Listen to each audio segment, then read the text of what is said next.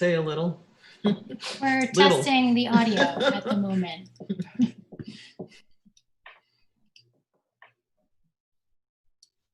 Bless you, Davy.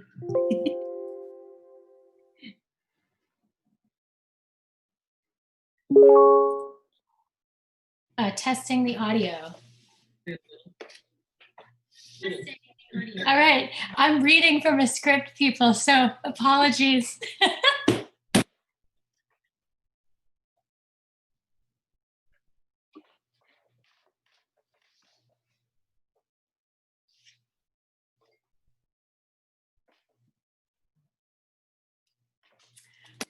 Welcome everyone to our community reading and forum on racial justice. Apologies, we think we've solved our tech issue. We will try again if not. My name is Jessica Lowenthal and I'm the director of the Kelly Writers House. Thank you for everyone watching on YouTube for joining us. On behalf of the Writers House community, I want to open this forum by thanking the people who worked hard to bring this event into being. Thank you to Heidi Kalloo, Maya Arthur, Kenna O'Rourke, Lily Applebaum, and Ali Katz for all of your ideas and focus these last many days. Thank you to Allison Del Pino, who helped with some graphic design, and thank you to Zach Cardner and Nick Seymour, who are helping with the broadcast tonight. This has been and is a communal effort. I also want to thank the people who've agreed to share readings and thoughts tonight. We have 9 speakers from our extended community, including students, teachers, and alumni. They've each selected something to read and will, I hope, say something about their selections. It's an honor to have each of them here, and I'm especially inspired by our student participants. Before I pass the mic to Heidi Kalloo, who will MC tonight's event, and I should say was the real moving force behind the organization of this event, the event organizers proposed that we should start off with a reading from a collectively written statement that Al Philreese and I shared with members of the Writers House community, though it's already out of date, which is both disturbing and chilling. Here's some of what we said. We unequivocally support justice for those murdered and brutalized by police. Breonna Taylor, George Floyd, Tony McDade, and countless others. We unequivocally support justice for those lynched by civilians, Ahmaud Arbery, Nina Pop, and countless others. Anything that we might say in this time of rage, despair, and mourning would be inadequate and incommensurate as a response to these deaths, especially because so many members of our community are in pain and there is so much work to do. But we do want to state a few things simply and plainly. We firmly now and always stand against racial injustice, inequality, and police brutality. We resolutely affirm that Black lives matter. Tonight's event represents our continuing and renewed commitment to amplifying the ideas and voices of our community. This is what Writers House was founded to do nearly 25 years ago, and now more than ever, we consciously intend to honor that mission. Tonight is part of that effort. Thank you once again to everyone joining us tonight, the readers, the viewers on YouTube, and our community. I'd like to invite Heidi Kalloo to take over this virtual podium. Heidi is the Assistant Program Coordinator at Writers House. They graduated in 2018 from Swarthmore College with a bachelor's degree in English, literature, and Japanese. They are a gamer, a writer, and an important part of our literary community. Heidi. Thank you so much, Jessica, for that lovely introduction. Good evening, everyone, and thank you for joining us. Though we can't be together in person, we wanted to take this opportunity to raise our voices, unite our intentions, and promote direct actions. And while we can't be in our physical space together, I'm thankful for the tenacity of the Writers House community and for this virtual space, for the opportunity to see and hear and listen tonight. Our readers will share work, their own or others, that speak to both to history, whether that's alternative history or personal history or the history of our nation, and to our current moment. And they'll share with us a bit about why they chose their pieces. Tonight we're joined by Lorene Cary, Rodney Dailey, Meerabelle Jesuthasan, Andrew De Paz, Kenna O'Rourke, Husnaa Hashim, Davy Knittle, Herman Beavers, and Erica Hunt. We also wanted to share a bit about where we are now in our process as an institution. In the info of the YouTube document, we have a link to our resources doc, which is our efforts to compile together some of the resources that are available, whether that's resources for yourself or for you to support community efforts. Another thing we're working on is forming a working group for racial justice composed of students, staff, and community members, which, along with considering programs and workshops, will make explicit Kelly Writers House's commitment to racial justice. We'll be sending out more announcements regarding the formation of the group and opportunities to participate. I would like to, before we begin, thank Ali, Maya, Kenna, and Lily for their support and help in the execution of this program, which I definitely could not have done alone. And thank you to all of our readers for joining us in these exhausting times. I'm really excited to hear from you all. So without further ado, let's begin. Our first reader is Lorene Cary. This summer, Lorene Cary is directing #VoteThatJohn, which emerged from the writing of her students at Penn, where she teaches creative writing. Cary is a writer and playwright. Her play, My General Tubman, premiered this January to 2 months of sold-out houses before the shutdown. The paperback of her caretaking memoir, Lady Sitting, comes out June 2020. See lorenecary.com for more. And I'll pass the mic to Lorene. Thank you. Thank you, Heidi. Thank you for this gathering, and thanks to Writers House, which I miss so much. But here we are together. I want to read from a piece I wrote. It started as a blog. It's a little bit of a memoir about riding round behind the protest last Saturday. I don't go right in the protest. I'm not 25 years old. I'm trying to make it till next month. And I decided, but I couldn't not be there. So this is my experience. I keep waking up thinking about, and I didn't have time to rewrite this part, that a lot of my life in America has felt like a snuff film. You know, I came up at 5 years old looking at newspaper pictures that were appalling. I grew up during the time of all of the assassinations, the war in Vietnam, and the civil rights movement going into Black Power. I thought the world had gone crazy. I thought that adults were incapable of governing us. And I didn't know how we'd get out of it, but I did feel like if I made it through to an adulthood, I would try to be a different adult. That was my prayer when I was a kid. And working with Vote That John is part of that. We had our first orientation today, and 25 young people are on it. They're fun, they're beautiful, they're smart, and they're powerful, and they're passionate. So, as I pedaled around last Saturday's massive protest, on the edges, behind, beside, I stopped to send photos to my daughters in Vermont and Chicago. News from the ancestral homeland, the old country, your streets. We're passing your pediatrician's office now. See? Sometimes when the group called the names of the most recently murdered, I'd pull over my old green bike.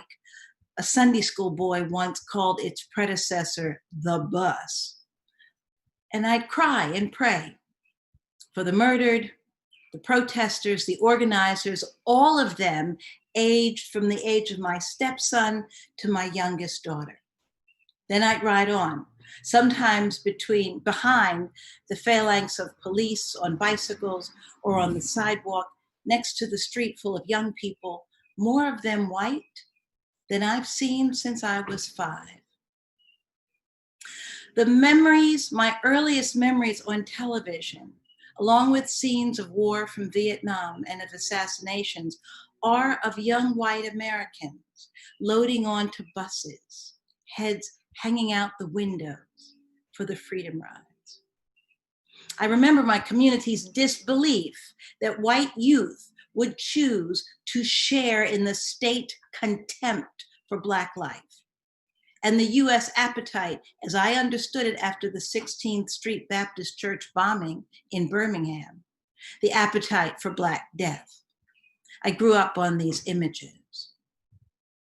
And there are pictures there. There are 4 little girls, Carol Robertson, Carol Denise McNair, 2 Carols. My mother's name was Carol, by the way, so it felt very personal. Addie Mae Collins and Cynthia Wesley. I grew up on the galling assumption that we had to die in great numbers, including children. And beyond that, we were required to perform that death on television and in photos before white America would notice that our death made their lives possible. I grew up to accept that white America could not see the preciousness of Black life or the divine spark glowing from within us. America would not see amazing Black survival lives unless somebody white came to die with us. One of the family text responses that day to my messages was that I was there to protect the protesters. Mommy, you're protecting them. We were joking, but there were many of us, masked godmothers that day, handing out water, nodding to one another, watching from a distance with love and pride and fear for the young people's lives. Mainline churches ask, where are the young people? Here they are. They've come of age under a Black president. They understand the urgent existential threat climate change makes to life itself. And they understand that Black life is life, all life. I pray for them to hold onto this body memory, learned after ritual walking together, sharing breath and risking safety. This has been a global distance dance. Call it mass life. The refusal to sanction death in their name. At 3:30 p.m., I turn off Broad at Wharton, ride north on 13th to Pine, where, as the interim rector of St. Luke and the Epiphany, my husband, Bob Smith, is performing a wedding. It will be only the couple, a handful of loved ones, and a photographer outside on the wide white pillared portico, fragrant with flowering linden trees. I get there early and likely startle one of the grooms by riding up too fast behind him to catch the church gate. But the helicopters circle and they drone overhead and the tiny wedding party opts to go inside. I wait across the street with neighbors for a glimpse of them coming out, maybe a glimpse of Bob, who will be joyous, I know, to perform his first service at this church that will not have to be videotaped and streamed to the wonderful new parish. Then it happens. The people I've ridden alongside are coming up 13th Street. Who could not recognize them? It's the man with no shirt pushing the pregnant woman in the shopping cart, the person with the spray of cyan hair, the Jews Against Racism sign, the voices of leaders still chanting names through their masks, a memorial in breath and body and sound. Just married, the couple comes out onto the portico, two men in suits, matching black masks next to the white pillar, and then the others spread out along the church steps, one full story higher than the street. They nod toward the marchers. For a moment, chanting stops. I hear whispers. I hear feet on the asphalt. Helicopters still. Then the marchers turn their faces toward the newlyweds, and together they make the sound of one dear happy chorus. Aww. The wedding party claps, and I see my husband's head peek out through the red doors. As Deuteronomy tells us, choose life. Thank you.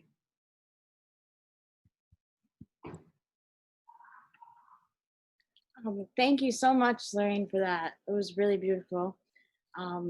Next up is Rodney Dailey. Rodney is a recent alum from Boston, Massachusetts, with a degree in English and a concentration in Africana literatures and culture. His thesis, for which he earned honors distinction in the program, was titled The Beautiful Boy, A Racial Archaeology of 19th and 20th Century American Literature. He is a writer, poet, and 2016 recipient of the Terry B. Hellid Travel and Research Grant. He composed his first manuscript abroad while on this trip, and has recently debuted a second collection of poetry entitled I Make All These Ornaments from My Skull at a Writer's House Salon in Los Angeles. An activist, community leader, and an impassioned speaker, Rodney hopes to continue this work in his writing and career in the publishing industry. Hi. Thank you so much for that introduction. And thank you so much for gathering us together once again. It's during times like these that we find strength in one another and uplifting one another's voices. And so I have a bit of a long introduction to two poems I'm going to read, so I'm going to get right into it. We are living in an unprecedented time in which the mechanical beat of the city has slowed to a trickling. The system of capitalism, its latent economization of the human, its dehumanization of labor, known for centuries to be unsustainable, unstable, and privy to collapse, has betrayed its fragmentary rationality once again. We are no longer allowed the luxury of living blindly in systems which obstruct our potential and smother those less fortunate than us in impossibilities. I wish to hope these names are a catalyst for change, or rather an agent of disintegration. It seems in order to wake from this nightmare, society is in need of a kind of collapse, a revolutionary reformulation. We must no longer accept Black death and suffering as a byproduct of the machine. I will no longer accept political reformation as a viable strategy. A new politic entirely must be formed. How upsetting that through the course of this country's history, the cost of change has always been Black life. Literature has always had, for me, a certain urgency. There is something about the writers I read throughout high school and college that felt, even when separated by decades, centuries even, contemporary in their scope. I read premonitions from the 60s, from 100 years ago, in awe, wondering what angels whispered those prophecies to them. How do they speak so vividly to our present? But among closer introspection, I realized that, in fact, we inhabit the same worlds and societies. We battle and toil against different iterations of the same systems, those structures that continually degrade and discount Black bodies. Saidiya Hartman writes, to believe, as I do, that the enslaved are our contemporaries is to understand that we share their aspirations and defeats. Which isn't to say that we are owed what they were due, but rather to acknowledge that they accompany our every effort to fight against domination, to abolish the color line, and to imagine a free territory, a new commons. It is to take to heart their knowledge of freedom. The enslaved knew that freedom had to be taken. It is not the kind of thing that could ever be given to you. These prophets speak of configurations of being, control, and surveillance that have not yet been fully disassembled, that have, in some ways, crystallized into advanced states of repression. I wonder if I had the bandwidth of resources, the intellection that I currently have 6 years ago when I was in high school, what my response would have been to my surroundings then. I went to one of the most racist secondary schools in the Northeast, if not the entire country, Boston College High School, a college preparatory Jesuit school for boys. The question of their racial violence is not up for debate or revision. From students drawing swastikas on the back of their Black classmates' necks, declaring Black alums visiting school grounds as trespassers, students touting the Confederate flags, students arguing to administration that the Blacks should occupy a special segregated sector of the school, and the administrators giving those students a platform, to the trustees whitewashing the Martin Luther King holiday by pairing decontextualized quotes of his to an hour-and-a-half-long stage play detailing the events of Bloody Sunday in Ireland, from the students donning blackface for MLK Day, coaches and teammates alike calling Black student athletes porch monkeys, and sending these horrible people to the most selective universities in the country. This school effectuated Black erasure and dehumanization in every facet of student life and culture. I remember vividly the blackface incidents. It was around Halloween. The administration argued that they could not punish the behavior of students off campus, sticking with this narrative even after learning and obtaining proof that students were coloring their faces Black on school grounds. And yet they would still pick out students, mostly if not entirely of color, smoking cigarettes at the grocery store across the street to discipline. I remember in my class, Black students participated in a fantasy football league and were all labeled gamblers by the administration and punished. I remember being equipped with the Black literature I had taken upon myself to read, and simply but powerfully, my own Black ontology, my own being. I speak of these experiences because they are mine. I reclaim them, and I believe racial justice must be waged on all fronts. As righteous protests and riots flare up all across the country, I return to this poem that I wrote in high school. One of the first poems I seriously edited, reworked, and presented, and it returned to me in eerie, ghastly form. It seemed itself a premonition, staring back at me from the past.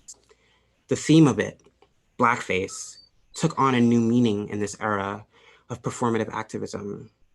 Racists posting Black screens in solidarity for hashtag Blackout Tuesday, legislators packaging and commodifying progress as policy reform, while murderers still roam free.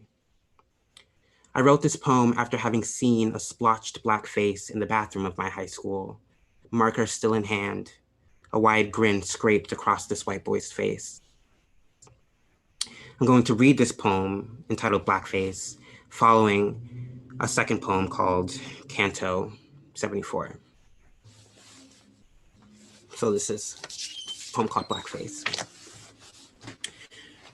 Do you darken to the shade of coconut on the beaches of Barbados?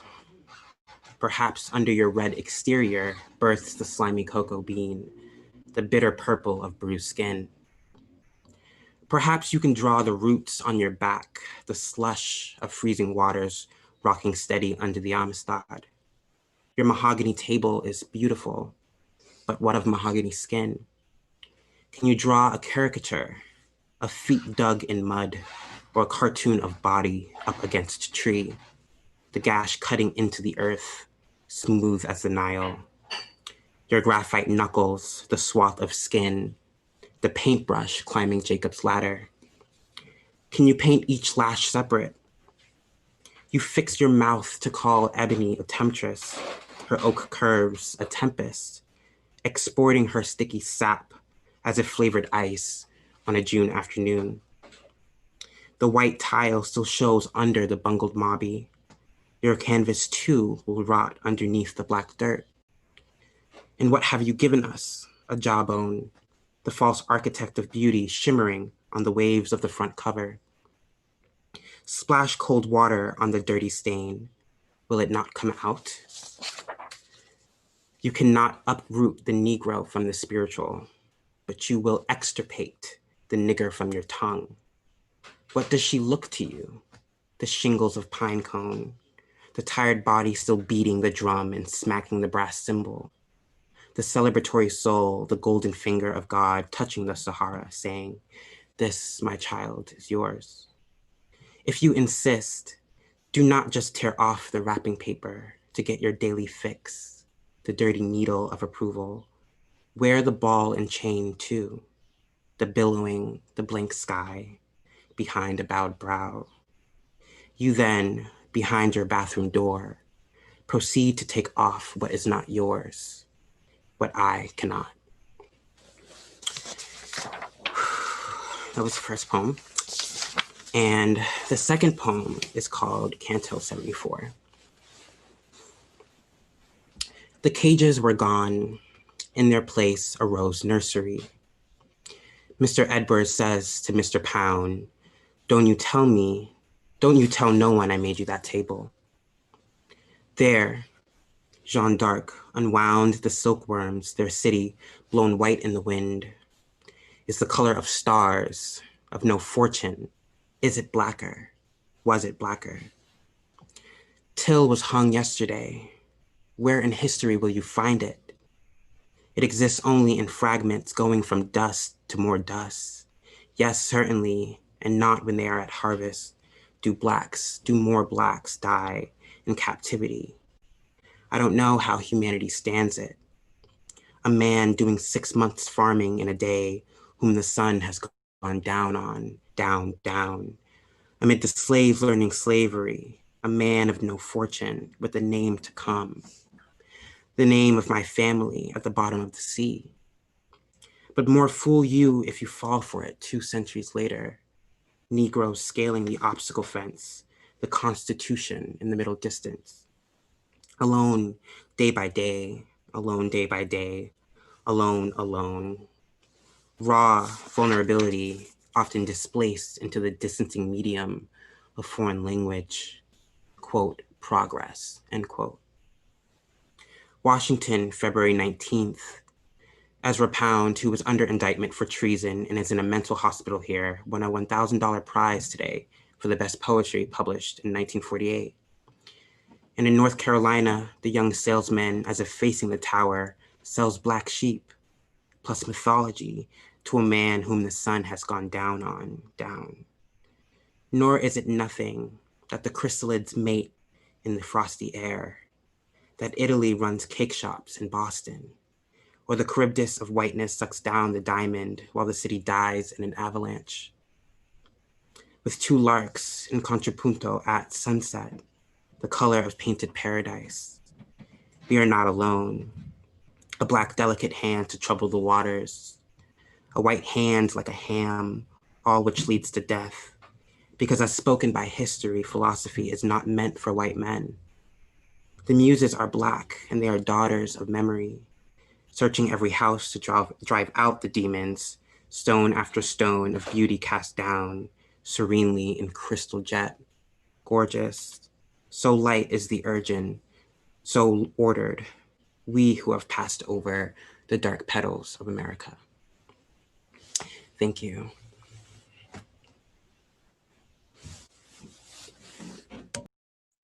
Thank you so much, Rodney. I feel I have to say, whenever I have the chance to hear Rodney speak, I am truly taken aback by the power his words command. He really has a special talent to grab right at my heart. And I'm excited for what the future has in store for him and for all of us and our opportunity to watch him succeed. Next up is Meerabelle Jesuthasan. Maribel graduated from Penn in 2019. She's from Singapore, France, and Malaysia, and currently lives in the US, where she is an intern at The Nation. She has been very much missed in our house since her graduation, and I am really excited to welcome her back virtually to speak for you all. I miss you all too. This is great. It's so great to see everyone on these little squares. Okay, so today I chose to read, I'm going to read an excerpt from a poem by a poet from Martinique called Aimé Césaire. So he I guess I can give some like background. He, along with Léopold Sédar Senghor, who's from Senegal, and Léon Gautradama from French Guinea, are the three of them are co-founders of a poetic movement called Négritude, which the three of them began when they were students in France, which was colonizing those three areas respectively. So, I mean, he's also known because he was the teacher of Frantz Fanon, who wrote Wretched of the Earth most famously. And today he's revered, but also critiqued. Some could say he was a reformist rather than an abolitionist, because while he was a strong anti-colonial activist, he helped Martinique shed its colonial status in 1946. Not to gain independence, but to become an overseas department of France. So that's just to give a bit of context on who he is. So this poem, the title, it's originally written in French, which later people have also critiqued rather than it. So it's called Notebook of a Return to the Native Land. It's extremely long, so I'm only going to read a bit of it. And I chose to read this because I want to make connections with a movement that is happening globally. In France, some of the largest Black Lives Matter protests are being organized by a woman called Assa Traoré on behalf of her late brother, Adama Traoré, who was killed by the French gendarmes or police 4 years ago. In Belgium, we're seeing Black people protesting in front of a statue of King Leopold and demanding reparations for his atrocities in the DRC. Angela Davis encourages us to remember that abolition is an international movement. So I've chosen to read this work by one of the people whose work inspired transnational connections and continues to do so today. So this is a small excerpt. Notebook of a Return to the Native Land. At the end of daybreak, "Beat it," I said to him, "you cop, you lousy pig, beat it. I detest the flunkies of order and the cockchafers of hope. Beat it, evil Grigri, you bedbug of a petty monk." Then I turned toward paradises lost for him and his kin, calmer than the face of a woman telling lies.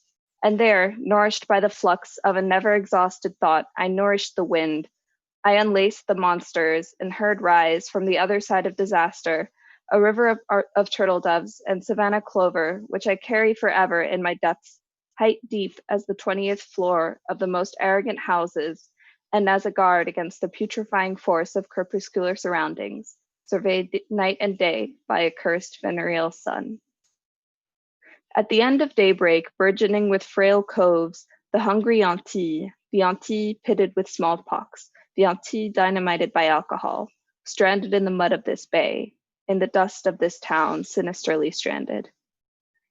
At the end of daybreak, the extreme, deceptive, desolate escar on the wounds of the waters, the martyrs who do not bear witness, the flowers of blood that fade and scatter in the empty wind like the screeches of battling parrots, an aged life mendaciously smiling, its lips opened by vacated agonies, an aged poverty rotting in the sun, silently, an aged silence bursting with tepid pustules, the awful futility of our raison d'être. At the end of daybreak, on this very fragile earth, thickness exceeded in a humiliating way by its grandiose future. The volcanoes will explode, the naked water will bear away the ripe sun stains, and nothing will be left but a tepid bubbling pecked at by seabirds, the beach of dreams and the insane awakening. At the end of daybreak, this town sprawled flat, toppled from its common sense, inert, winded under its geometric weight of an eternally renewed cross, indocile to its fate, mute, vexed no matter what, incapable of growing with the juice of this earth, self-conscious, clipped, reduced, in breach of fauna and flora.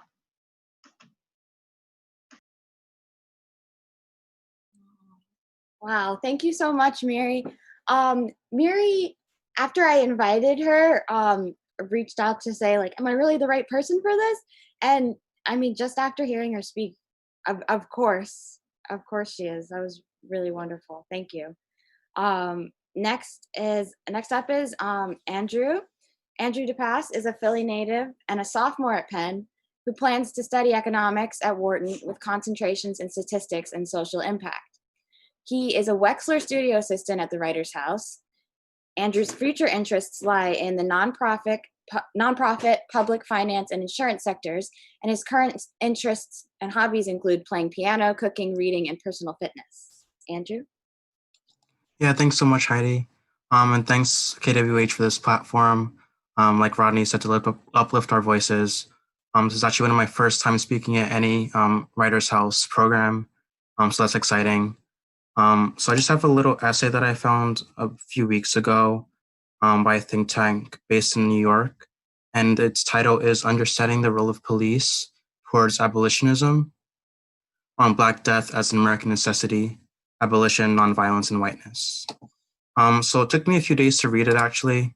So over the past few weeks, I've really felt exhausted sometimes, confused, hopeless, scared, and also inspired by the movement that we're living in. Mostly because there were quite a few embedded meanings and new perspectives and just new revolutionary jargon that I wasn't really familiar with. But I guess I did realize that like radical change in America's system is just needed since it's been set in its ways for so long. So this is by Joshua Brown, and I'll just read a few paragraphs. So we have been bombarded with dozens of videos and photos of cops kneeling, crying, giving impassioned speeches, and public displays of some of the most shallowest forms of performative solidarity, an age-old tactic wielded to humanize officers and neutralize a perceived threat in the protesters, while also attempting to control the media narrative, only for these same cops to turn around and within minutes unleash terror on the self-proclaimed peaceful protesters as they chant and march in advocacy for the ending of Black terror and death at the hands of the police. If the mere pleading for the ruling class and its on-the-ground agents to stop massacring Black people with impunity is enough of a crime to be met with chemical warfare, rubber bullets, harassment, beatings, and mass imprisonment, what does that say about the functionality of these institutions?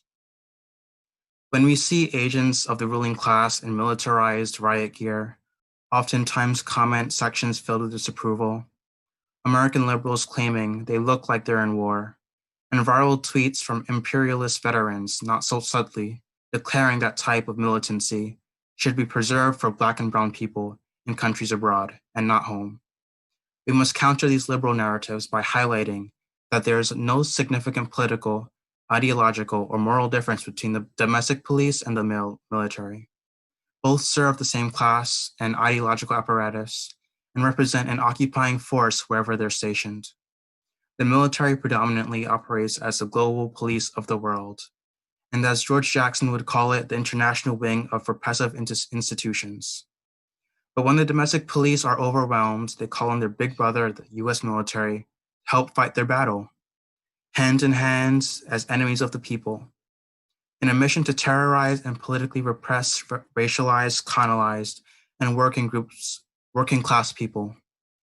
So when Trump says when the looting starts, the shooting starts, and grants military immunity to terrorize and shoot protesters, that is nothing more than the head of an empire simply carrying on the legacy of terrorists in chief before him, reaffirming the purpose of the mere existence of the military as fascist enforcers of capitalist, colonial, and imperialist violence, and their right to do what they already do to colonize and oppress people in third world countries and global south countries. There's one more paragraph. Our understanding of nonviolence should be that of an organized and meticulous tactical approach, exercised by the oppressed, as opposed to a moral philosophy, endorsed and preferred by the ruling class and its agents. We never hear the ruling class advocate for nonviolence with their singular approach when they see hegemonizing and tyrannizing oppressed peoples across the globe, while being cheered on and thanked by many of its citizens. Nonviolence as a moral philosophy, in a society where violence against the marginalized is the norm, where millions are incarcerated, houseless, subjected to state-sanctioned violence, and live in poverty, is in itself just another form of colonial, physical, and ideological subjugation, and therefore violence. But so much of nonviolence is predicated on the premise of legality. despite its social and political limitations. Laws are only laws because we, whether knowingly or not, coercively consent to them. At any given time, our government can utilize and maneuver the boundaries of legality and illegality as applicable to the material interests of the ruling class. What we're seeing on live display is the state and all of its willing agents and participants are very much willing to terrorize and self-detonate, then grant Black people even the slightest bit of freedom. And history has shown us it is not only appropriate, necessary to meet them with only the language that they understand. That's it.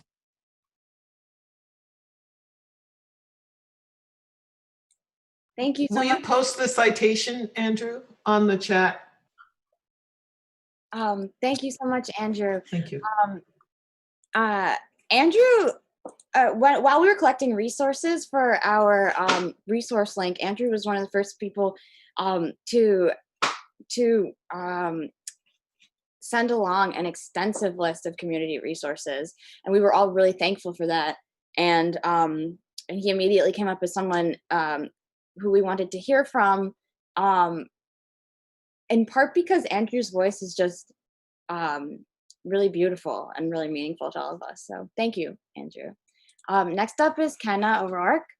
Kenna O'Rourke is a Philly queer who works as the managing editor of Jacket 2 at the Kelly Writers House.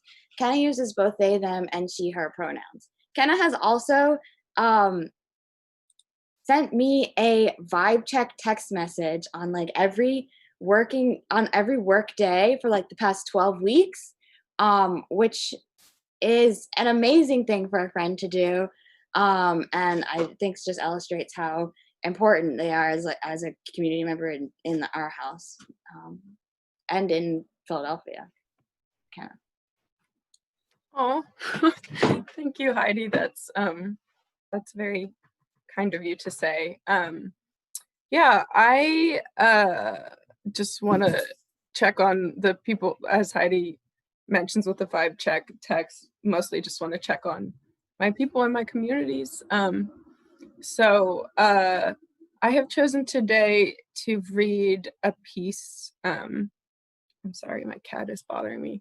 And this light just hit my face as I was about to read. So I'm reading a chapter or a portion of a chapter from a book called The End of Policing by Alex Vital. It's from his second chapter called The Police Are Not Here to Protect You. And it's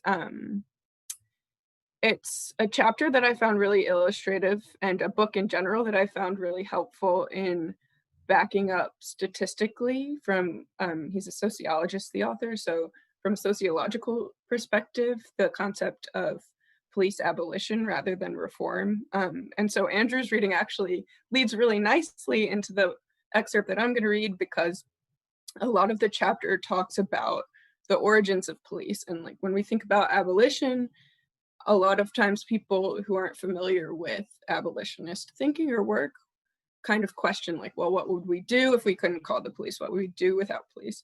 But I think that when you examine the origins of policing, much as if you had examined the origins of ICE and immigration policy, it becomes very obvious that the creation of those agencies was relatively recent, for one thing, and certainly not to protect public safety. So the rest of the chapter talks about how in the 19th century, the bobbies in England were formed to essentially suppress Irish separatists, and like the military actually used to do that. And so to maintain colonial rule and to stop making martyrs from military shooting protesters and crowds, they made a police system because it was becoming too much of a martyrdom thing for dissidents to be shot by the military all the time.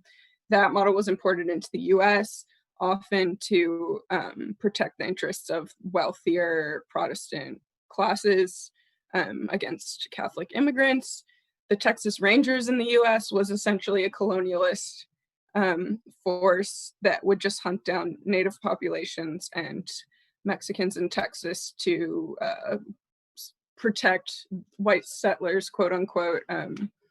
And yeah, of course, as many of us know, prior even to the creation of the Bobbies, which was considered by a lot of people to be the official police force, police in the South were formalized as slave patrols, and they could essentially go onto plantations and make sure enslaved people weren't planning to riot, or to learn how to read or anything like that. But the portion that I am leading into, that I'm reading from that chapter, is called From the Philippines to Pennsylvania. And I chose it because it illustrates how the police originated in Pennsylvania from essentially colonial hegemony in the Philippines, which is very interesting. So cool. With that, I will start reading. From the Philippines to Pennsylvania. In some cases, early police forces were created specifically for purposes of suppressing workers' movements. Pennsylvania was home to some of the most militant unionism of the late 19th and early 20th century. Local police were too few in number and were sometimes sympathetic to the workers, so mine and factory owners turned to the state to provide them with armed forces to control strikes and intimidate organizers. The state's initial response was to authorize a completely privatized police force called the Coal and Iron Police. Local employers had only to pay a commission fee of $1 per person to deputize anyone of their choosing as an official officer of the law. These forces worked directly for the employer, often under the supervision of Pinkertons or other private security forces, and were typically used as strikebreakers and were often implicated as agents provocateurs, fomenting violence as a way of breaking up workers' movements and justifying their continued paychecks. The Coal and Iron Police committed numerous atrocities, including the Latimer Massacre of 1897, in which they killed 19 unarmed miners and wounded 32 others. The final straw was the Anthracite Coal Strike of 1902, a pitched battle that lasted 5 months and created national coal shortages. In the aftermath, political leaders and employers decided that a new system of labor management paid for out of the public coffers would be cheaper for them and have greater public legitimacy and effectiveness. The result was the creation of the Pennsylvania State Police in 1905, the first state police force in the country. It was modeled after the Philippine Constabulary, used to maintain the US occupation there, which became a testing ground for new police techniques and technologies.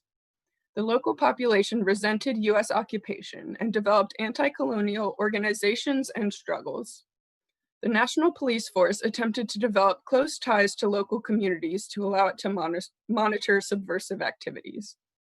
The United States also moved quickly to erect telephone and telegraph wires to allow quick communication of emerging intelligence.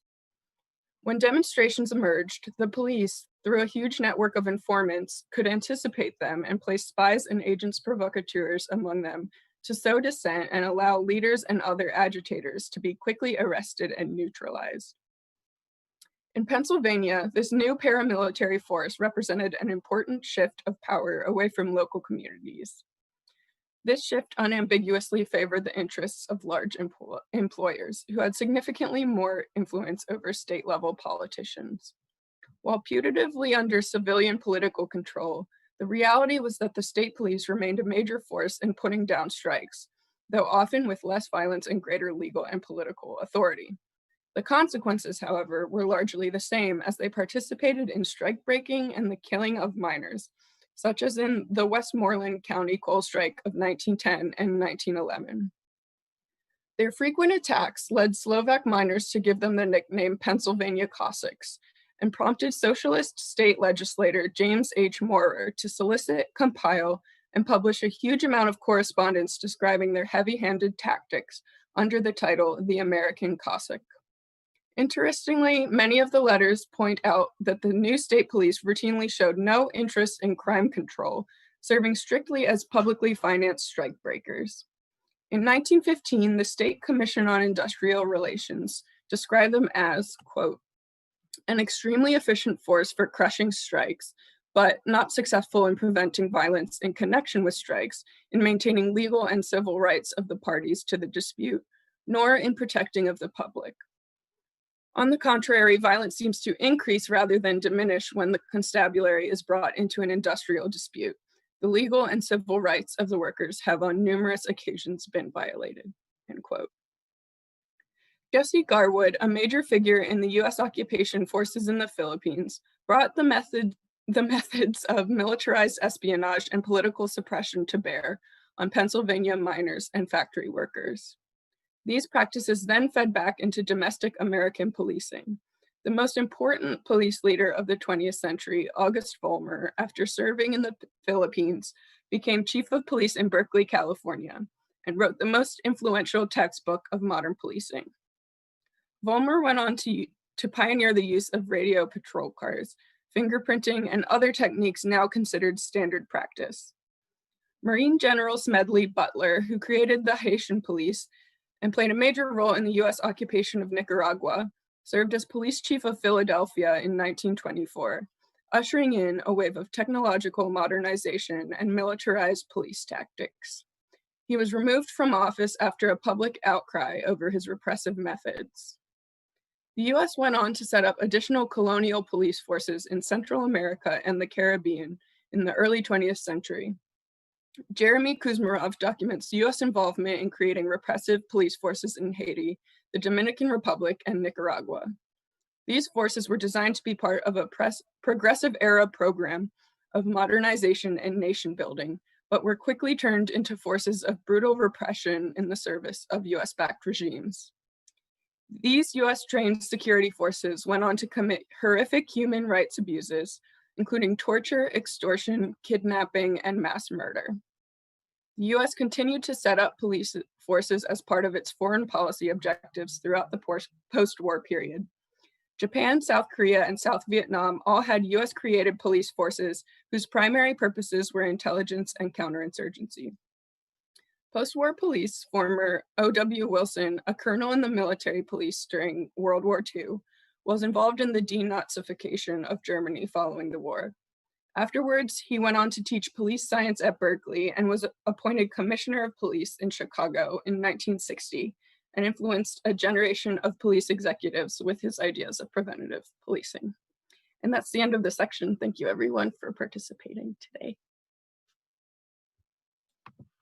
Thank you so much, Kenna. I think that a lot of people, right, that there are a lot of people in this country who are, and across the world, who are confused when activists call to defund, to repeal, to replace the police force in this country. And I think that that reading was a fantastic way of educating on like the history of policing. Next up is Husnaa Hashim. Husna is the 2017-2018 Youth Poet Laureate of Philadelphia and author of the poetry collection Honey Sequence, out with the Head in the Hand, 2018. She's an undergraduate student at the University of Pennsylvania. Husna has completed at Brave New Voices, performed at various conferences, festivals, and Philadelphia area colleges, and received numerous scholastic art and writing awards, including a National American Voices Medal awarded at Carnegie Hall. Husna's work has been published by Apiary, the On Being Project, Rookie Mag, and Kid Spirit Online, among others. Husna can be found at husnaahashim.com. Hi, everyone. Heidi, thanks so much for putting this together and for inviting me to participate. I'll be reading a really brief essay that I wrote today called Liberatory Transnational Realities, and then the poem that I'll be sharing is a poem about my rights by June Jordan. Liberatory Transnational Realities. What I am attempting to capture today is the deep tradition of transnationalism within grassroots movements that has so beautifully threatened state apparatuses across the globe. Historically, the most marginalized within a, quote, society are the, quote, minority or global majority, and in the case of Philadelphia specifically, quote, majority minority.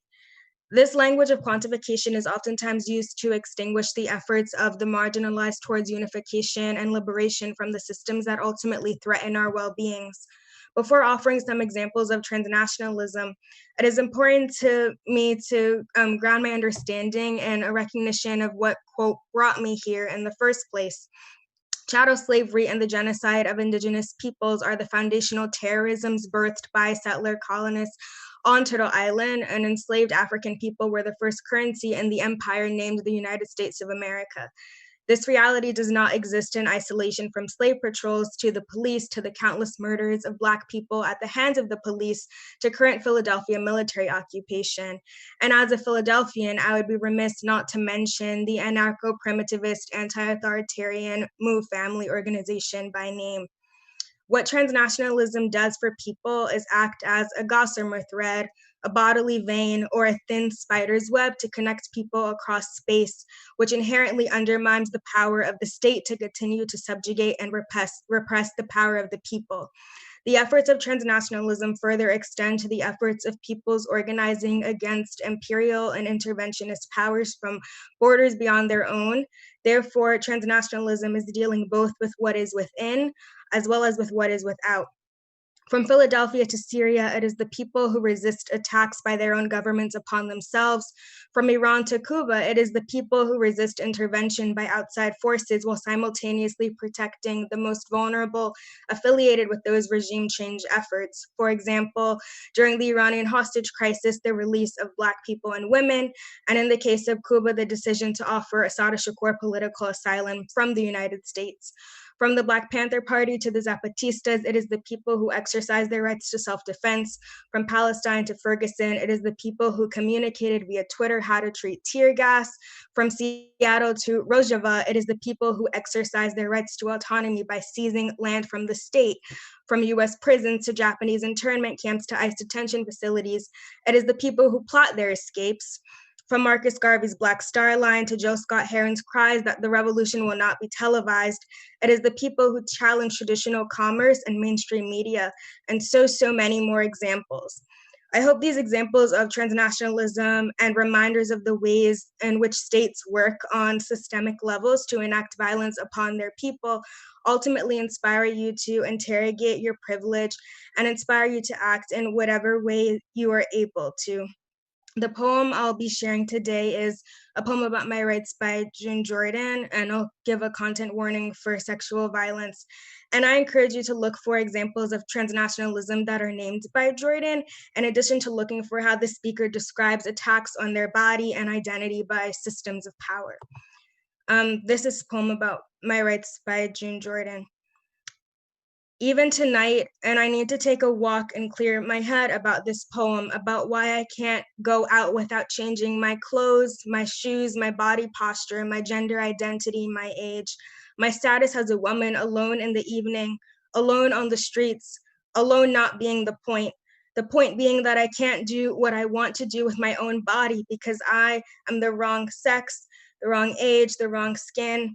And suppose it was not here in the city, but down on the beach, or far into the woods, and I wanted to go there by myself thinking about God, or thinking about children, or thinking about the world, all of it disclosed by the stars and the silence. I could not go and I could not think, and I could not stay there alone, as I need to be, alone because I can't do what I want to do with my own body, and who in the hell set things up like this? And in France, they say if the guy penetrates but does not ejaculate, then he did not rape me. And if after stabbing him, if after screams, if after begging the bastard, and if even after smashing a hammer to his head, if even after that, if he and his buddies fuck me after that, then I consented and there was no rape because finally, you understand, finally, they fucked me over because I was wrong. I was wrong again to be me, being me, where which is exactly like South Africa, penetrating into Namibia, penetrating into Angola. And does that mean, how do you know if Pretoria ejaculates? What will the evidence look like? The proof of the monster jackboot ejaculation on Black land, and if after Namibia, and if after Angola, and if after Zimbabwe, and if after all of my kinsmen and women resist even to self-emulation of the villages, and if after that, we lose nevertheless, what will the big boys say? Will they claim my consent? Do you follow me? We are the wrong people of the wrong skin on the wrong continent. And what in the hell is everybody being reasonable about? And according to the Times this week, back in 1966, the CIA decided that they had this problem. And the problem was a man named Nkrumah, so they killed him. And before that, it was Patrice Lumumba.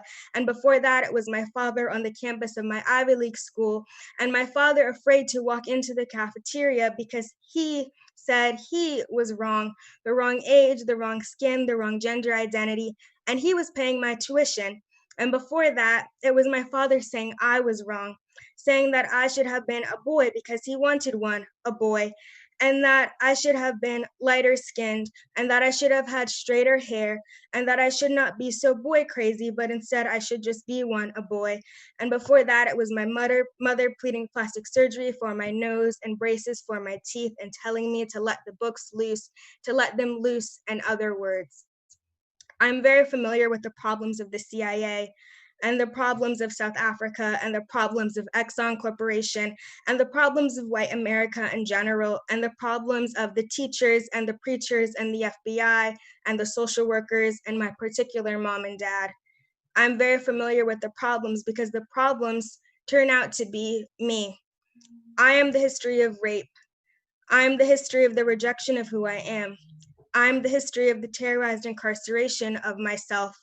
I'm the history of battery assault and limitless armies against whatever I want to do with my mind and my body and my soul. And whether it's about walking out at night, or whether it's about the love that I feel, or whether it's about the sanctity of my vagina or the sanctity of my national boundaries, or the sanctity of my leaders, or the sanctity of each and every desire that I know from my personal and idiosyncratic and indisputable single and singular heart.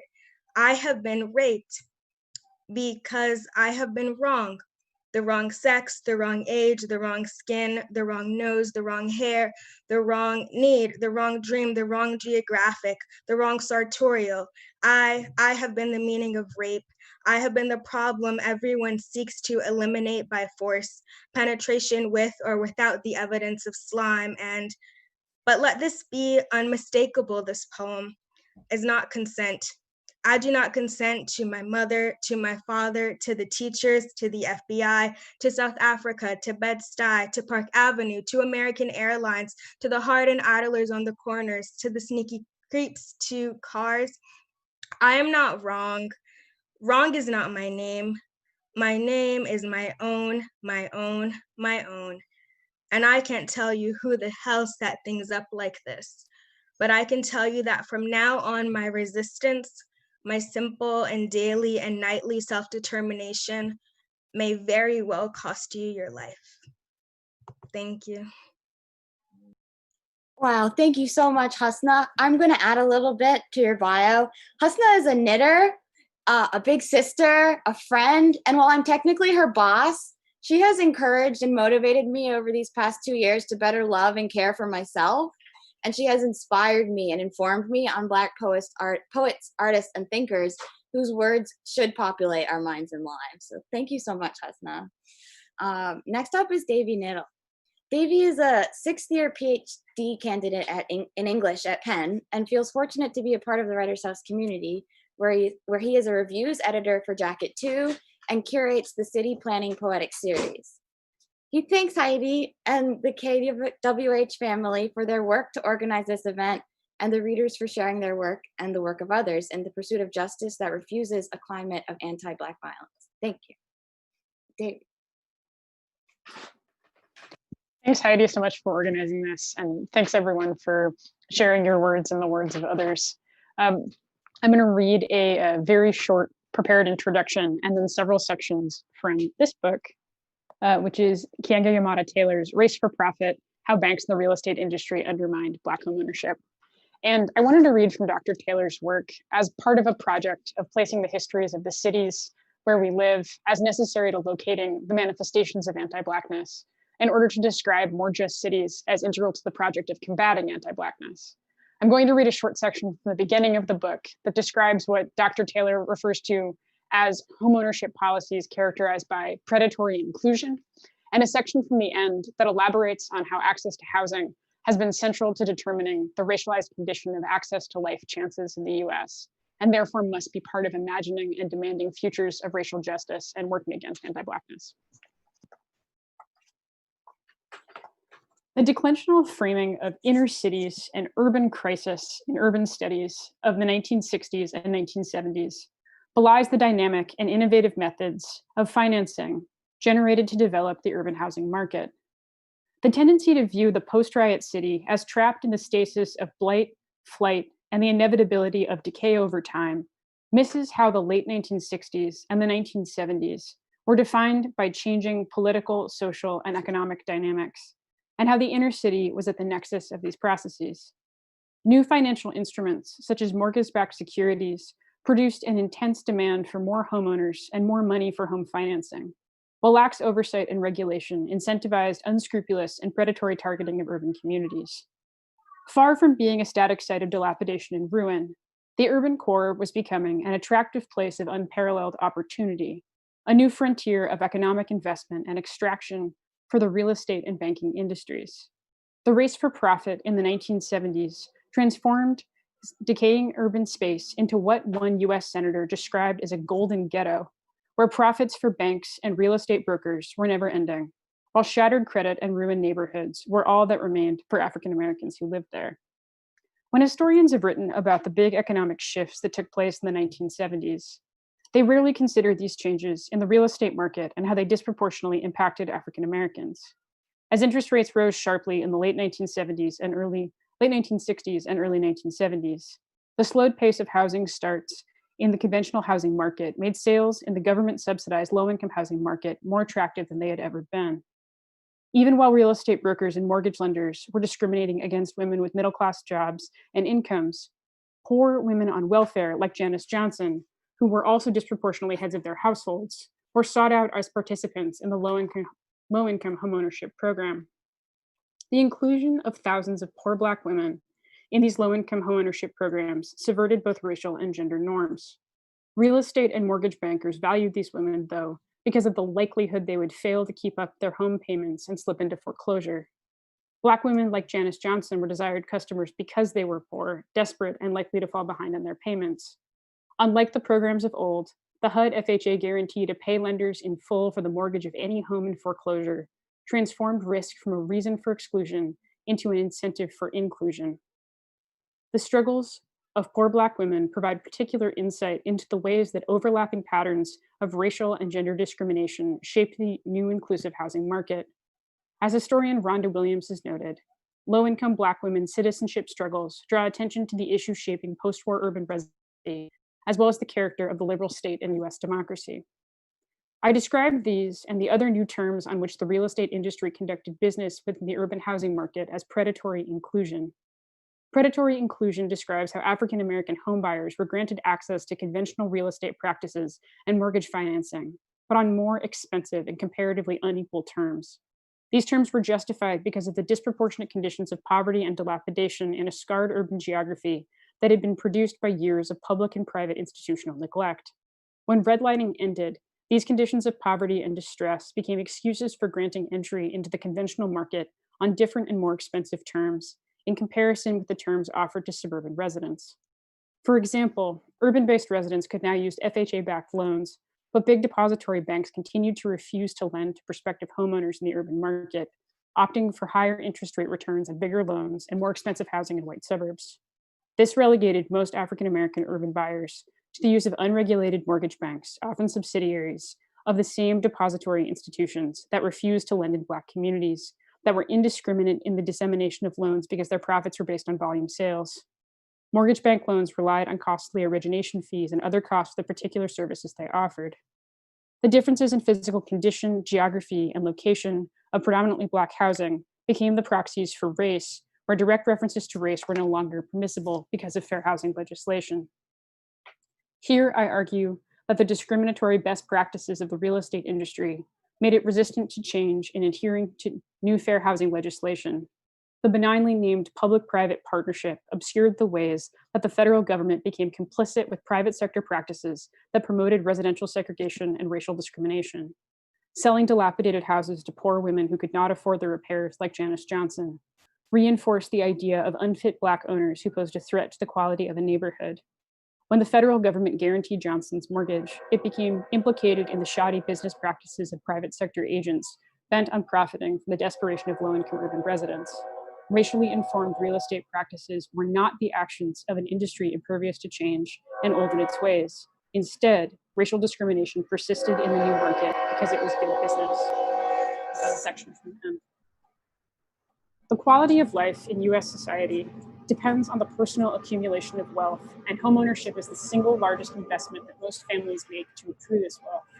But when the housing market is fully formed by racial discrimination, there is deep, abiding inequality. There has not been an instance in the last 100 years when the housing market has operated fairly without racial discrimination. From racial zoning to restrictive covenants to LICs to FHA-backed mortgages to the subprime mortgage loan, the US housing industry has sought to exploit and financially benefit from the public perceptions of racial difference. This has meant that even when no discernible discrimination is detected, the fact that Black communities and neighborhoods are perceived as inferior means that African Americans must rely on an inherently devalued asset for maintenance of their quality of life. This has created a permanent disadvantage. And when homeownership is promoted as a key to economic freedom and advancement, this economic inequality is reinforced, legitimized, and ultimately accepted. The regular promotion of homeownership as a means to overcome poverty or as a method of building wealth in our society has been built on a mistaken assumption that all people enter the housing market on an equal basis, or that the housing market is itself a neutral arbiter of value. The promotion of homeownership by the state is not only an acceptance of these market dynamics, it is also an abdication of responsibility for the equitable provision of resources that attend to the racial deficit created by the inequality embedded in homeownership. This may seem like a political impossibility in an ongoing atmosphere where public services and institutions are undermined, but it is no more impossible than the magical belief that homeownership will ever become a cornerstone of political, social, and economic freedom for African Americans. For more than 50 years now, the private sector has been viewed as most capable of ending the persistent urban housing crisis. And yet those crises have become even starker over time, creating even greater degrees of housing precariousness. This is especially true in the realm of homeownership. The acceleration of subprime lending and the atmosphere of deregulation in the late 1990s and the early 2000s resulted in unprecedented home losses for African Americans. The practice of subprime lending was contingent on racial practices and assumptions across the housing industry and among the general public. The cascade of foreclosures and mortgage defaults further eroded the value of properties in Black communities, once again hollowing out the notion of homes as assets for African Americans. The net loss of more than 240,000 homes for African Americans has created the pretext for mortgage lenders to once again engage in exclusionary practices that marginalize potential Black homeowners. But this is only one aspect of the crisis. The recurring perception of risky Black buyers has opened pathways for the reemergence of naked predatory practices in the real estate market. None of this suggests that Black people should be consigned to the rental market. Rather, it is intended to question a social order that makes the quality of one's life and the substance of one's citizenship contingent on the possession of private property. From rent-to-own schemes to the reappearance of LICs in lieu of conventional mortgages, real estate continues to swindle African Americans in their search of the American dream in the housing market. It is not history repeating itself. It is the predictable outcome when the home is a commodity and it continues to be promoted as the fulfillment and meaning of citizenship. Thanks. Thank you so much, Davy. Whenever Davy's name comes up at Penn and at KWH, there's always a chorus of Black and queer students eager to voice their appreciation and admiration for him. And even though I'm technically staff, I'm very much one of those students. So thank you very much again. Next up is Herman Beavers. Herman Beavers is a professor of English and Africana Studies at the University of Pennsylvania. He teaches courses in 20th century and contemporary African American literature and creative writing. Herman. Thank you for the invitation. It's a pleasure to be here. Thank you, Heidi, for reaching out and inviting me. It's a pleasure to read with colleagues known and new. I'm going to read a few things. This first thing I'm going to read is from Toni Morrison's collected essays called The Source of Self-Regard. And it's an essay called Racism and Fascism. Let us be reminded that before there's a final solution, there must be a first solution, a second one, even a third. The move toward a final solution is not a jump. It takes a step, then another, something perhaps like this. 1, construct an internal enemy as both focus and diversion. 2, isolate and demonize that enemy by unleashing and protecting the utterance of overt and coded name calling and verbal abuse. Employ ad hominem attacks as legitimate charges against that enemy. 3, enlist and create sources and distributors of information who are willing to reinforce the demonizing process because it is profitable, because it grants power, and because it works. 4, palisade all art forms, monitor, discredit, or expel those that challenge or destabilize processes of demonization and deification.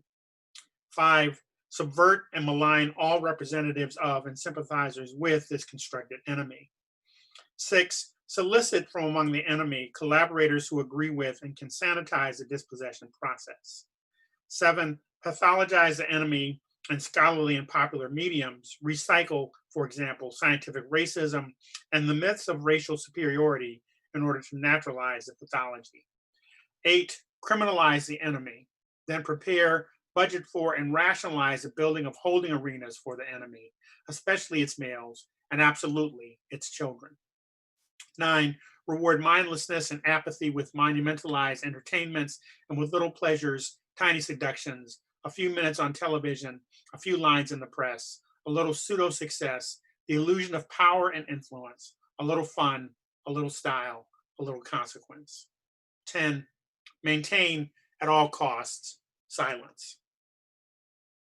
In 1995 or 2020, racism may wear a new dress, buy a new pair of boots, but neither it nor its succubus twin, fascism, is new or can make anything new.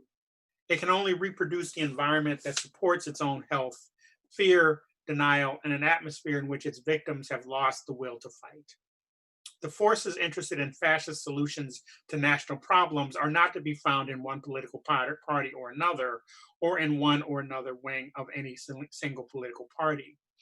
Democrats have no unsullied history of egalitarianism, nor are liberals free of domination agendas. Republicans have housed abolitionists and white supremacists, conservative, moderate, liberal, right, left, hard left, far right, religious, secular, socialist. We must not be blindsided by these Pepsi-Cola, Coca-Cola labels, because the genius of fascism is that any political structure can host the virus and virtually any developed country can become a suitable home. Fascism talks ideology, but it is really just marketing for power. It is recognizable by its need to purge, by the strategies it uses to purge, and by its terror of truly democratic agendas. It is recognizable by its determination to convert all public services to private entrepreneurship, all nonprofit organizations to profit-making ones, so that the narrow but protective chasm between governance and business disappears. It changes citizens into taxpayers, so individuals become angry at even the notion of the public good. It changes neighbors into consumers, so the measure of our value as humans is not our humanity or our compassion or our generosity, but what we own. It changes parenting into panicking, so that we vote against the interest of our own children, against their health care, their education, their safety from weapons. And in effecting these changes, it produces the perfect capitalist, one who is willing to kill a human being for a product, a pair of sneakers, a jacket, a car, or kill generations for control of products, oil, drugs, fruit, gold. When our fears have all been serialized, our creativity censored, our ideas marketplaced, our rights sold, our intelligence sloganized, our strength downsized, our privacy auctioned, when the theatricality, the entertainment value, the marketing of life is complete, we will find ourselves living not in a nation, but in a consortium of industries and wholly unintelligible to ourselves, except for what we see as through a screen darkly. I also want to read a poem by that she wrote after the LA riots. It's called Riot Act, April 29, 1992. I'm going out and get something. I don't know what. I don't care. Whatever's out there, I'm going to get it. Look in those shop windows at boxes and boxes of Reeboks and Nikes to make me fly through the air like Michael Jordan, like magic. While I'm up there, I see Spike Lee. Looks like he's flying too, straight through the glass that separates me from the virtual reality I watch every day on TV. I know the difference between what it is and what it isn't. Just because I can't touch it doesn't mean it isn't real. All I have to do is smash the screen, reach in and take what I want. Break out of prison, South Central's homies newly risen from the night of living dead. But this time he gets to give the zombies a taste of their own medicine. Open wide and let me in, or else I'll set your world on fire. But you pretend that you don't hear. You haven't heard the word is coming down like the hammer of the gun on this black sun, locked out of the big house, while Massa looks on out the window and sees only smoke. Massa doesn't see anything else, not because he can't, but because he won't. He'd rather hear me talking about more money, more honeys, and gold chains and see me carrying my favorite things from looted stores than admit that underneath my Raiders cap, the aftermath is staring back unblinking through the camera's lens, courtesy of CNN. My arms loaded with boxes of shoes that I will sell at the swap meet to make a few cents on the declining dollar. And if I destroy myself and my neighborhood, ain't nobody's business if I do. But the police are knocking hard at my door, and before I can open it, they break it down and drag me in the yard. They take me in to be processed and charged to await trial, while Americans forget the day the wealth finally trickled down to the rest of us. And last, I want to end with a poem by Lucille Clifton.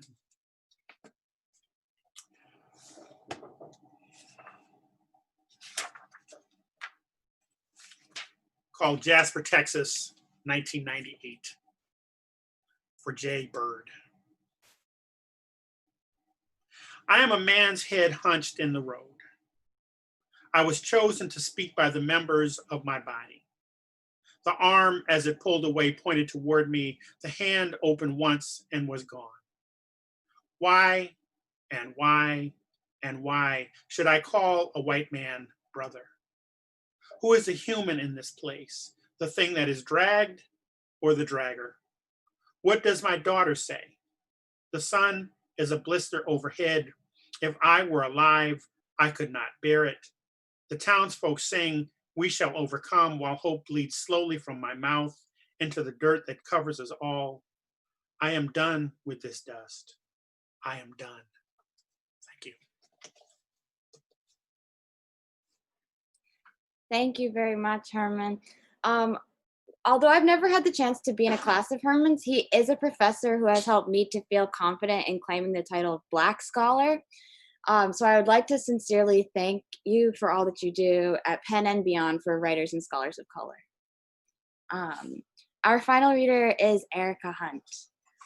Erica Hunt is a poet and essayist and currently teaches in the literary arts program at Brown University. Her most recent book is Veronica, A Suite in X Parts, from Self Obscuria Press. A new collection, Jump the Clock, is forthcoming in 2020 from Nightboat Books. Erica. Hi, thank you, Heidi, for organizing this and also for inviting me to be a part of this evening's event. It's community program. There's a lot of food for thought. Once you start thinking, you have to unfreeze first, though, because there's a way that the current period is so appalling, you know, that it kind of numbs you, and then you have to somehow figure out how to get into motion, into movement.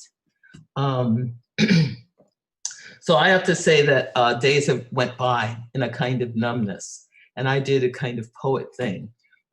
Finally, language kind of unfroze me, and I began to collect different phrases and different things. And I too went to the source of self-regard, Tony says, in exactly that essay, among other works. I also went to, so I just want to just give you a sense of what my method is. Like, I do collect things, collect these. Sometimes they're jolting. So Breonna Taylor's autopsy report, when it said injuries, None. Wow. That really like pushed me back. So a person shot in their bed had no injuries. So, or I went to I attended by Zoom a Frank Wilderson lecture. Frank Wilderson is a theorist. If you're not familiar with him, he's a cultural critic. He's a memoirist and writer. And in his lecture, he talked about the carceral continuum. That is, we live, he says, policing is vertically integrated into Black lives. So it's not just the policing of the police, but it's how institutions police every aspect of Black life, and how he saw his job as a theorist to create cognitive maps so that when we do build movements around police and state violence, we're clear about the stakes and where and how much seeps into everyday life. The policing, the surveillance, the control, the management of Black life, and the kind of what he calls, you know, persistent anti-Black violence.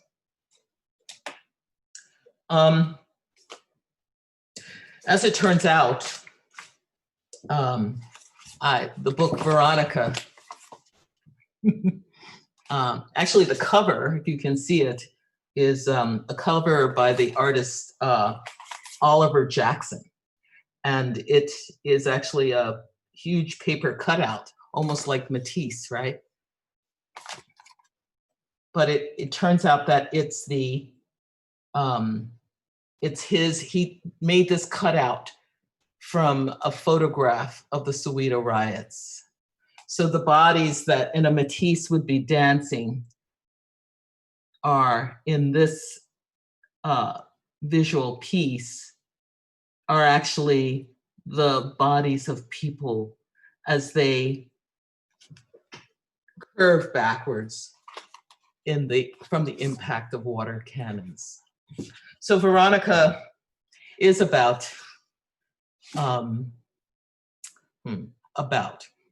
Veronica is a work of poems written from my thinking through the lens of being a Black mother of Black children. So of thinking, what am I when I really consider their lives and the risks of just their growing and being in the world. Coming to grips with some of that grief and some of that fear for them. I'm very optimistic. I have to say, I'm an optimist. But this was a book of poems where I decided to, you know, really look at something directly in the face. So I'll read a few poems from this, and then I'll share a screen with a poem that's in progress.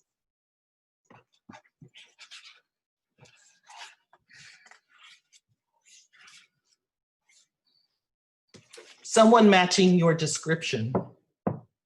See, I collect words. Someone matching your description. You wake me up, Veronica, to escort you through the door to the unknown. I am slapped awake and paperless, my eyeglasses abandoned on the ledge, startled, a tongue triggered dry, staring into eyes emptied of the exact shape of mercy.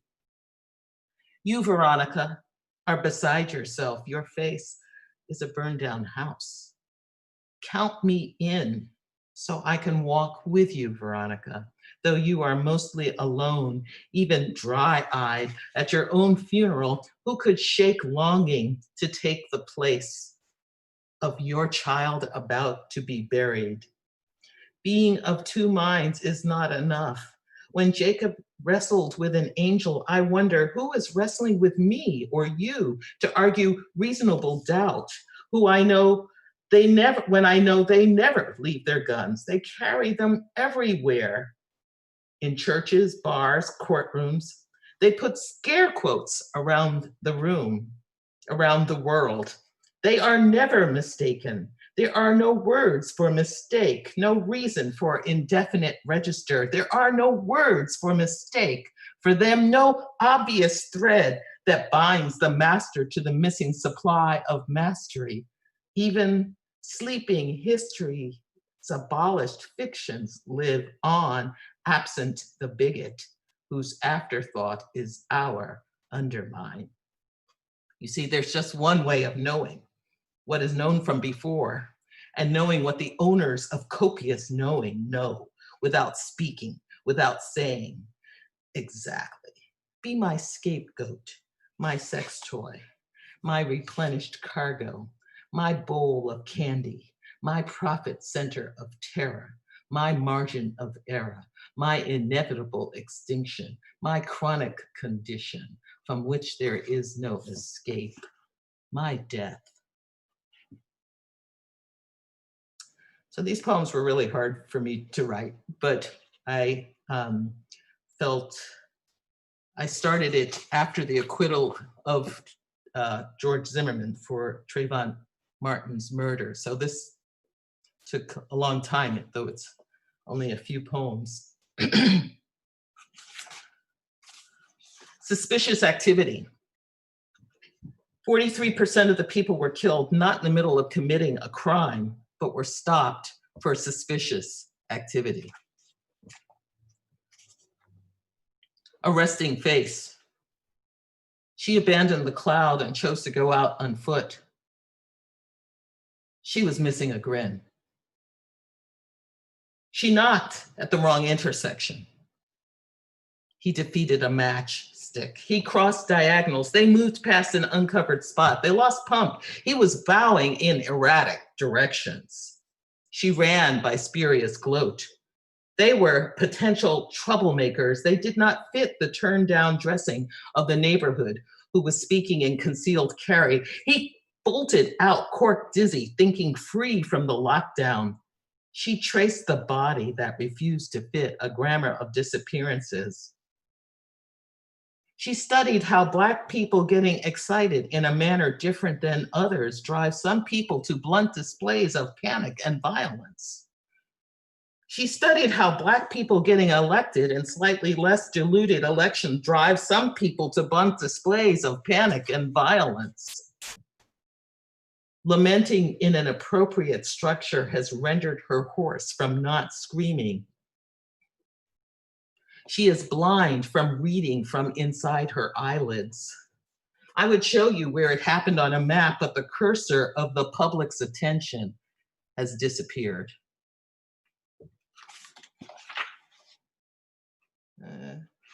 One more from this and let us go. Morning birds.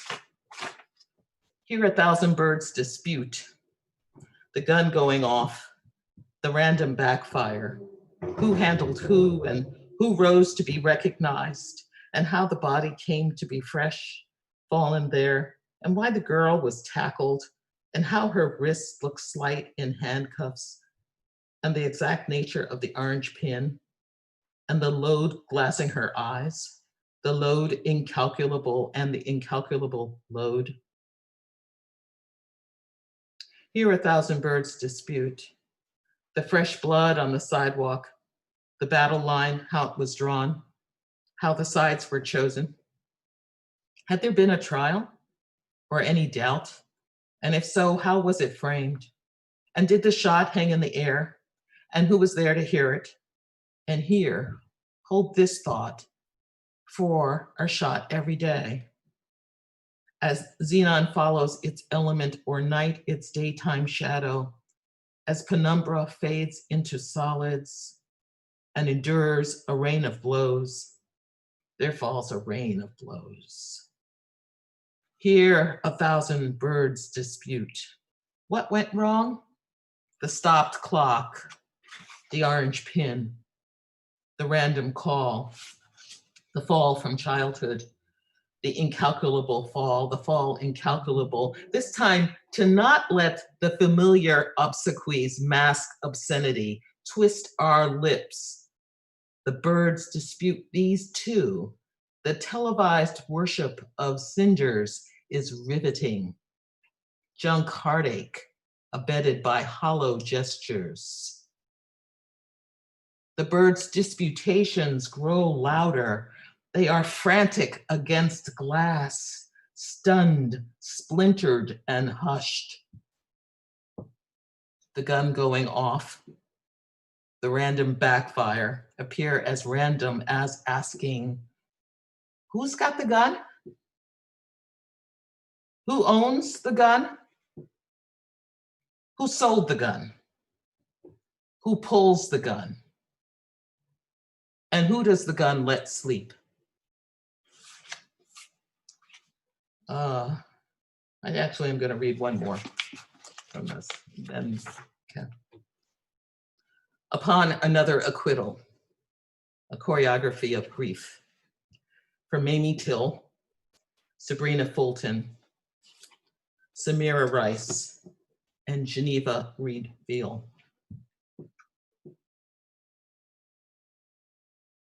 She had needed to forget, but she had promised.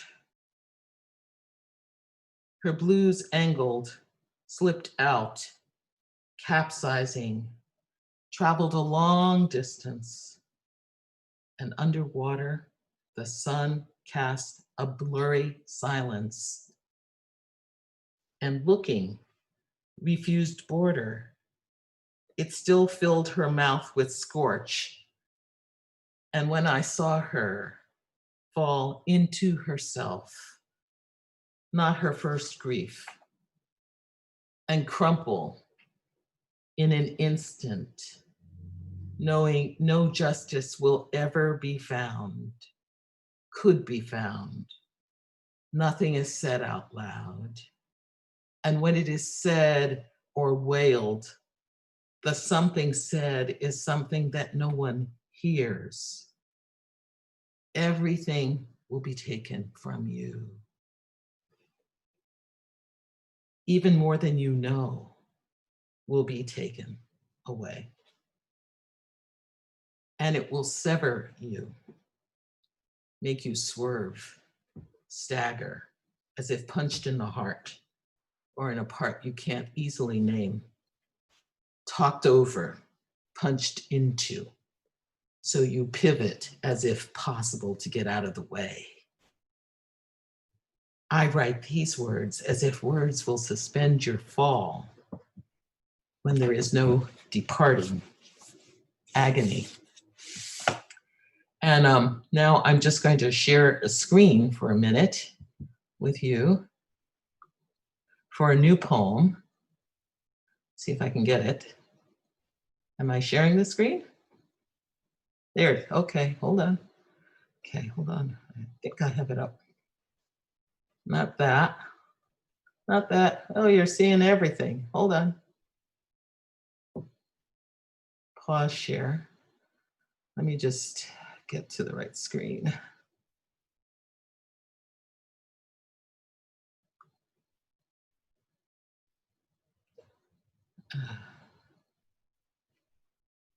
Here it goes.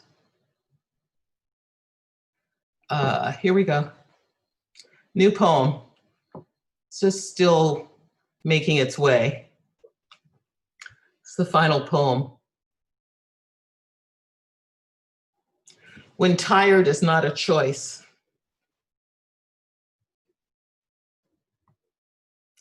The smoke clears. Another thought keeps me moving in and out of solace's lash. I am breathing. Fire cannot extinguish or still imagined futurity. Its wind sends insistence aloft, legible and jagged against the smooth, matching shout for shuddered laugh. So this is a contrapuntal poem. So it can be read column by column, or it can be read across, okay? When tired is not a choice, one with the crowd's thunder and fall, never relaxed grip, braced for the next slumber beating. I am its hum repeating unasked for commands, an ancestor in every ash, in every ashe, invisible, truth, reckless, reclaimed, and whole. Now reading it across. When tired is not a choice, the smoke clears, one with the crowd's thunder and fall. Another thought keeps me, never relaxed, grip braced for the next, keeps me moving in and out, solaces, slumber, beating, lash. I am its hum repeating. I am breathing. Fire cannot extinguish or still unasked for, imagined futurity. Its commands, an ancestor in every wind, sends insistence aloft, legible and jagged against the smooth ash, in every ashe, invisible, matching shout for shuddered laugh, truth, reckless, reclaimed, and whole. Thank you. Thanks. Erica joined us recently at the house this fall for both a reading and a conversation. And her words then and now really filled us with electricity, with guidance, and with hope, even as together we look painfulness and difficulty in the face. So really thank you so much, Erica, for finding the time to join us again tonight. Yeah, and with that, thank you to all of our readers for sharing, and to our viewers for joining us tonight. To our staff, Allie, Lily, Maya, Kenna, and Jessica for helping to organize and make this event possible. To Zach Gardner for his massive tech wizardry. And to everyone for your commitment to community and to each other. I wish we could now circulate a wireless mic, but I will instead leave it up to you all to continue this important work, reading, listening, discussing, and advocating. And I hope you all have a wonderful rest of your evening, and good night.